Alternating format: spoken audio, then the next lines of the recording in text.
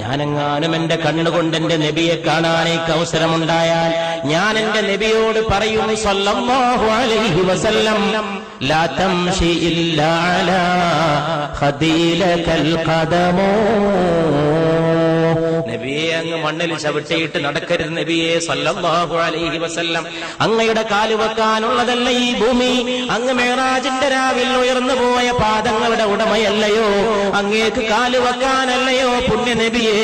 എന്നെപ്പോലുള്ളവരുടെ കവിൾത്തടങ്ങൾ ലാ തംശി, അങ്ങ് നടക്കരുത്, ഇല്ലാ അലാ ഖദീലകൽ ഖദമോ.